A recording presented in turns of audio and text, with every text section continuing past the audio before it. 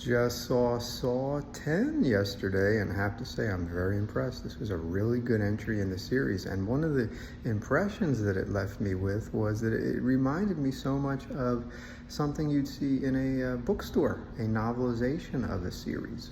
My mind was thinking of, like, remember all those Star Trek, Star Wars, and Terminator books, sci-fi, a lot of sci-fi movie tie-ins will turn around, or TV show tie-ins. They'll turn around and they'll release a novelization that takes place in the continuity somewhere, but in between the movies. So you'll get these filler books that, or not really filler, they could be good books, and they just kind of add to the story for the hardcore fans in between various entries. And that's pretty much what they did with Saw 10. They didn't try to do anything spectacular or try to revamp anything or try to reboot things for a third time. They just said, hey, you know what, let's go back in the past. Our fans aren't going to really worry or care about that. If they like the film, they'll like to see Tobin Bell back in his starring role, and seeing Jigsaw and Amanda back doing what they do best. We'll just pretend, we won't pretend anything. We'll just set it in between parts 2 and 3. And whoa, when you look at the box office, it really paid off. Far superior entry to the last 3 films.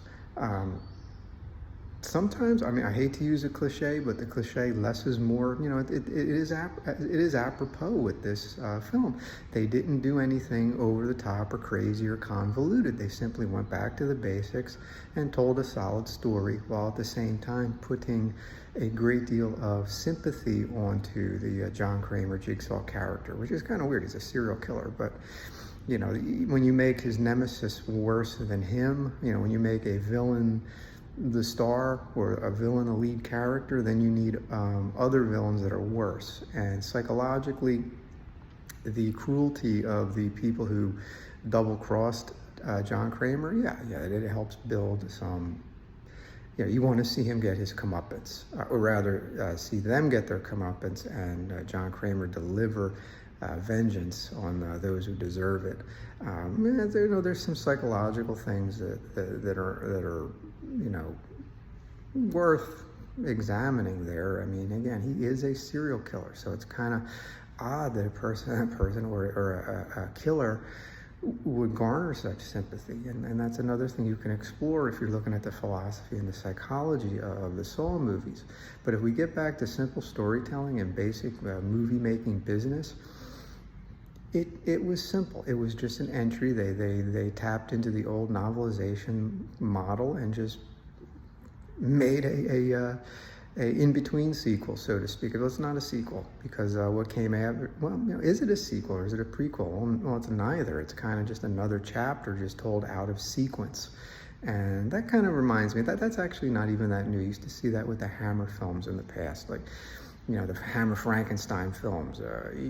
Sometimes they were reboots, sometimes the continuity was confusing, sometimes the continuity was direct, other times you didn't really know where the story was taking place. And then you had Horror Frankenstein, which was a spin-off, and I'm starting to spin off my main topic. But the bottom line is Saw 10, almost said Saw 3, because that's my favorite of the sequels. And it's really good. It's really worthwhile, and I think you'll probably see more. Well, you're definitely going to see more. The movie was a hit. I'm just curious if you're going to see more of Kramer and Jigsaw, or if they're going to go more into the spin-off or reimagining or retconning, or however they want to approach it. We'll see.